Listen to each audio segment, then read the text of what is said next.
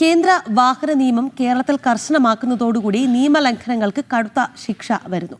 ഒരു വർഷത്തിനിടെ 5 ട്രാഫിക് ചെല്ലാനുകൾ ലഭിക്കുന്ന ഡ്രൈവർമാരുടെ ലൈസൻസ് റദ്ദാക്കുന്നതുൾപ്പെടെയുള്ള ശിക്ഷാ നടപടികളാണ് സ്വീകരിക്കുക.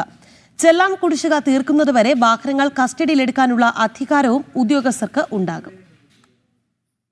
കേന്ദ്ര സർക്കാർ ഭേദഗതി വരുത്തിയ മോട്ടോർ വാഹന നിയമങ്ങൾ കേരളത്തിൽ കർശനമായി നടപ്പിലാക്കാൻ സംസ്ഥാന മോട്ടോർ വാഹന വകുപ്പ് ചെലാൻ സംവിധാനമാണ് കൂടുതൽ കർശനമായി നടപ്പിലാക്കാനൊരുങ്ങുന്നത്.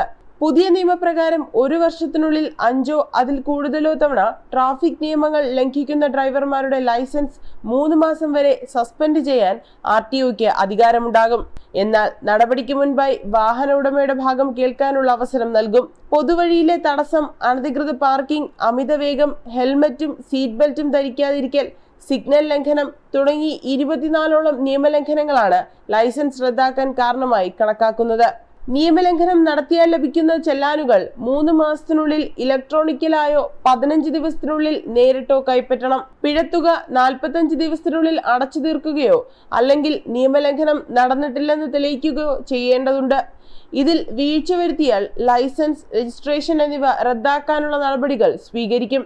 തുടർച്ചയായി നിയമം ലംഘിക്കുകയും പിഴയൊടുക്കാതിരിക്കുകയും ചെയ്യുന്ന വാഹനങ്ങളെ ബ്ലാക്ക് ലിസ്റ്റിൽ ഉൾപ്പെടുത്തും. ഇത്തരം വാഹനങ്ങൾക്ക് നികുതി അടയ്ക്കുന്നതൊഴികെ ഉടമസ്ഥാവകാശം മാറ്റൽ, ഫിറ്റ്നസ്, പെർമിറ്റ് തുടങ്ങിയ മറ്റ് ഔദ്യോഗിക സേവനങ്ങളൊന്നും വാഹൻ വെബ്സൈറ്റിലൂടെ ലഭ്യമാകില്ല. പിഴക്കുടിശ്ശികയുള്ള വാഹനങ്ങൾ മോട്ടോർ വാഹന വകുപ്പ് ഉദ്യോഗസ്ഥർക്ക് പിടിച്ചെടുക്കാനും അധികാരമുണ്ട്. നിയമലംഘനം നടക്കുമ്പോൾ വാഹനം ഓടിച്ചിരുന്നത് മറ്റാരെങ്കിലും ആണെങ്കിൽ അത് തെളിയിക്കേണ്ട ബാധ്യത വാഹന ഉടമയ്ക്കായിരിക്കും. ജനം, തിരുവനന്തപുരം.